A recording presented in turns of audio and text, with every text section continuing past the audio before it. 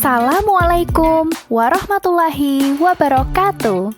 Halo teman-teman, bertemu lagi denganku, Galuh Maharani, mahasiswa pendidikan kimia kelas B FKIP UNS. Gimana nih teman-teman kabarnya? Semoga selalu dalam keadaan sehat dan bahagia ya. Oke, seperti biasa melalui video ini kita belajar kimia dulu yuk. Namun, sebelum kita memulai pembahasan, tolong like, komen, dan subscribe video channel aku ya teman-teman. Terima kasih banyak. Nah, di video pembelajaran kali ini, kita akan belajar bersama-sama tentang teori HSAB atau Hard Soft Acid and Base dan aplikasi HSAB dalam kehidupan sehari-hari. Lalu, materi apa aja sih yang akan kita bahas?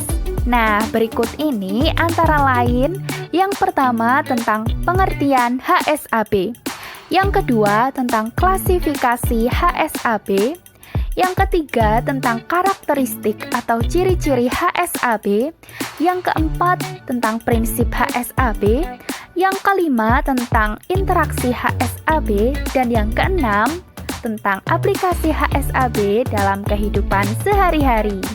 Wah, banyak sekali ya teman-teman materi yang akan kita pelajari kali ini. Penasaran?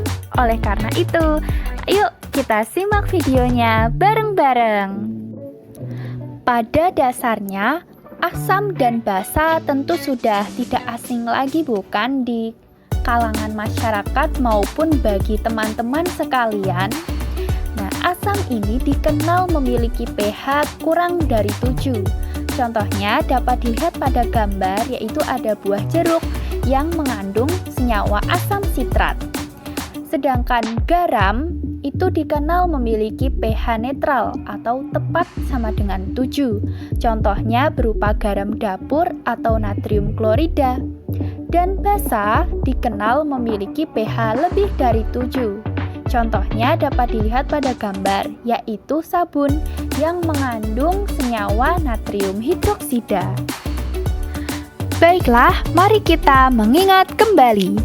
Dalam ilmu kimia, ada 3 teori yang cukup terkenal mengenai asam dan basa, yaitu ada teori Arrhenius, teori Bronsted-Lowry, dan teori Lewis. Yang pertama, teori Arrhenius menyatakan bahwa asam merupakan zat yang menghasilkan ion H+ atau ion hidronium saat dia dilarutkan dalam air. Sedangkan basa merupakan zat yang akan menghasilkan ion hidroksida ketika dia dilarutkan dalam air.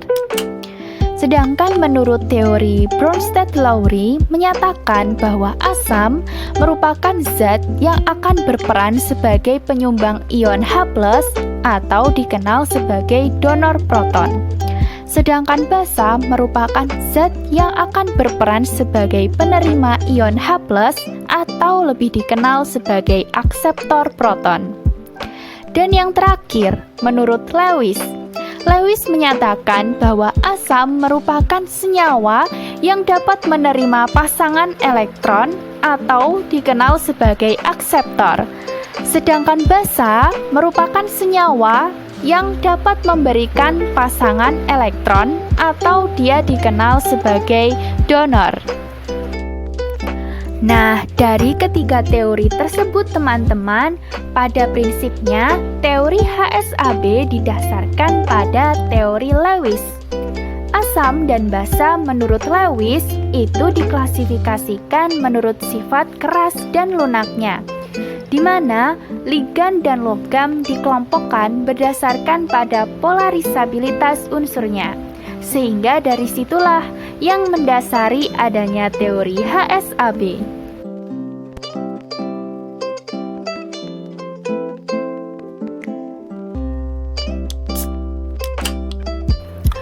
Teori HSAB pertama kali diperkenalkan oleh Ralph Pearson pada tahun 1960 sebagai salah satu upaya untuk menghubungkan reaksi anorganik dan reaksi organik.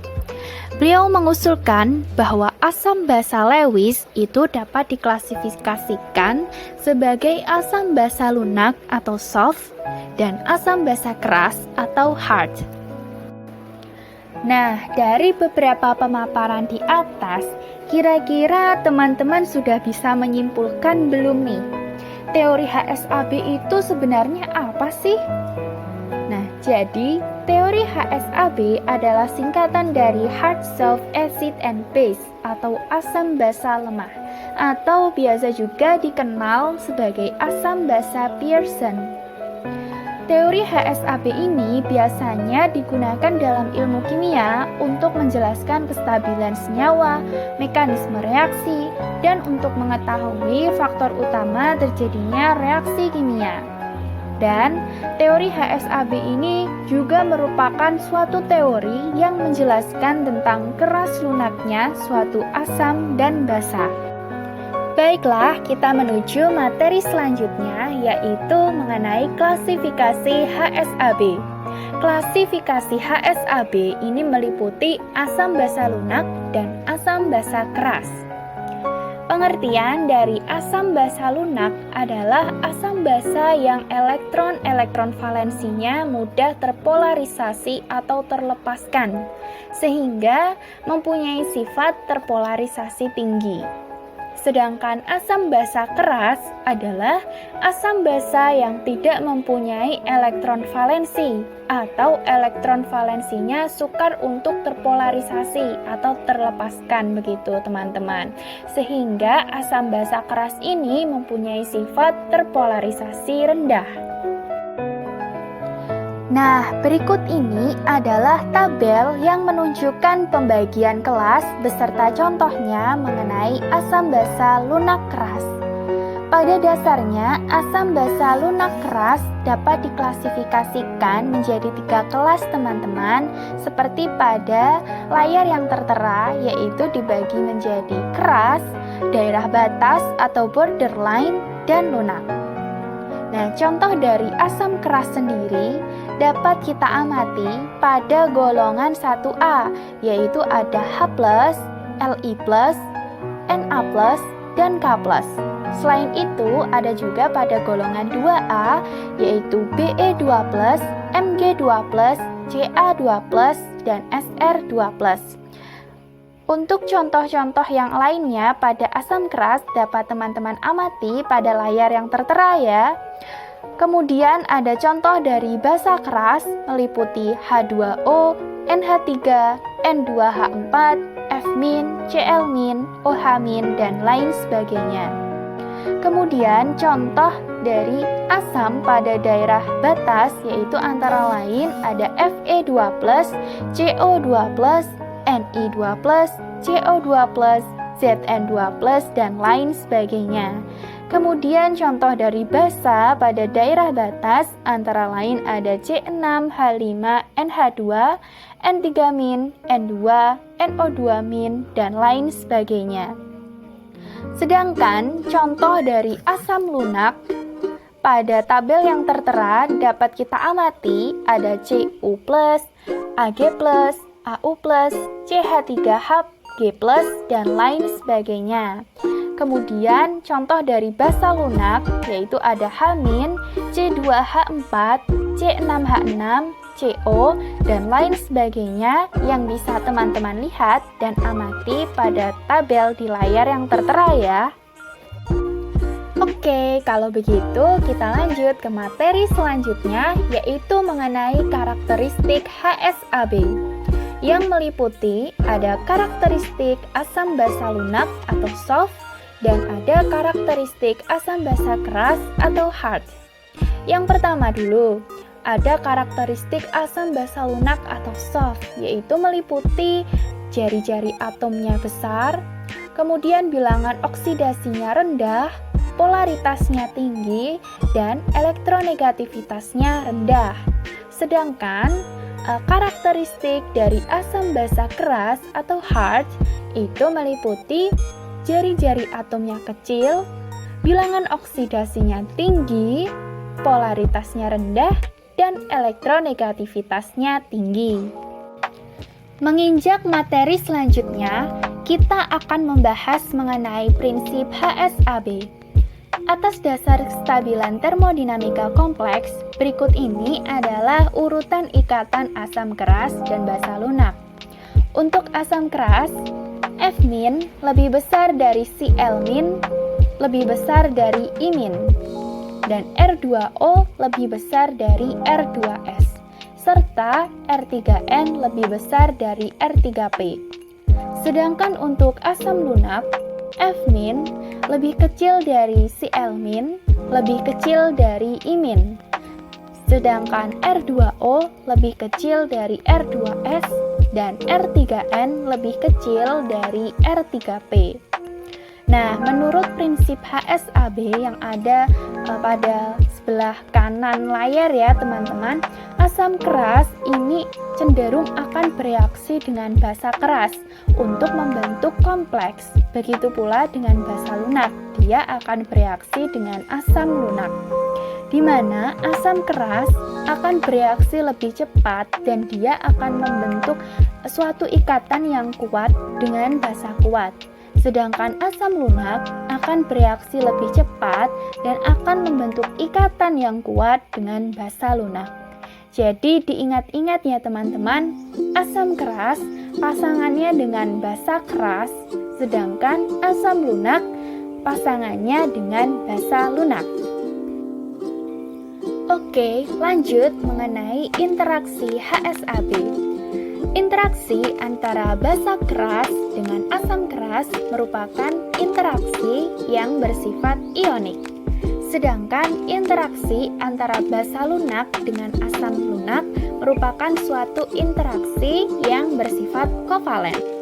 Nah, untuk memperdalam pemahaman kita mengenai materi tentang teori HSAB, maka ini ada beberapa contoh aplikasi teman-teman mengenai penerapan HSAB dalam kehidupan sehari-hari.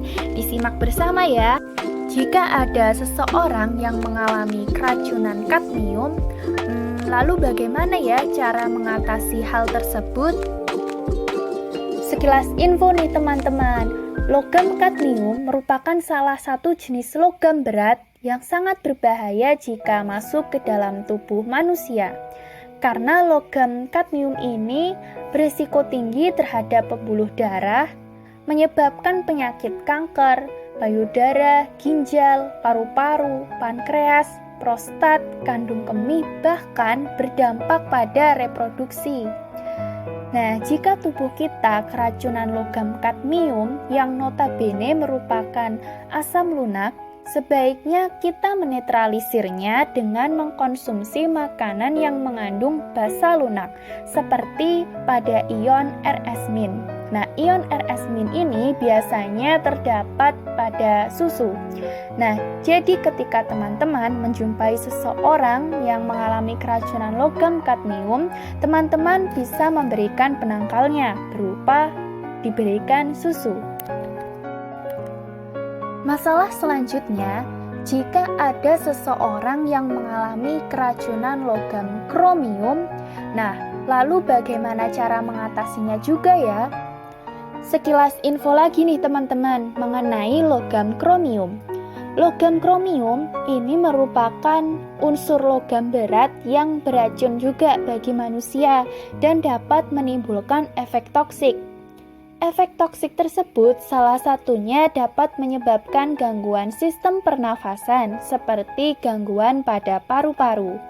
Nah, jika tubuh kita mengalami keracunan asam keras yang notabene merupakan kromium ini, maka kita harus pula mengkonsumsi makanan yang mengandung basa keras seperti pada ion OR- yang misalnya terdapat pada tanaman kunyit.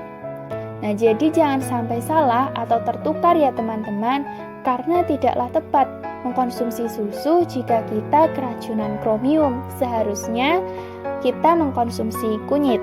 Begitupun tidak tepat jika kita mengkonsumsi kunyit bila keracunan kadmium. Seharusnya ditangkal dengan mengkonsumsi susu. Kurasa cukup sekian materi tentang teori HSAB yang bisa aku sampaikan. Semoga bisa memberikan manfaat bagi kita semua. Dan terima kasih kepada teman-teman yang sudah menyimak video ini sampai akhir. Tetap semangat belajar dan berkarya, serta sampai jumpa di video pembelajaran berikutnya.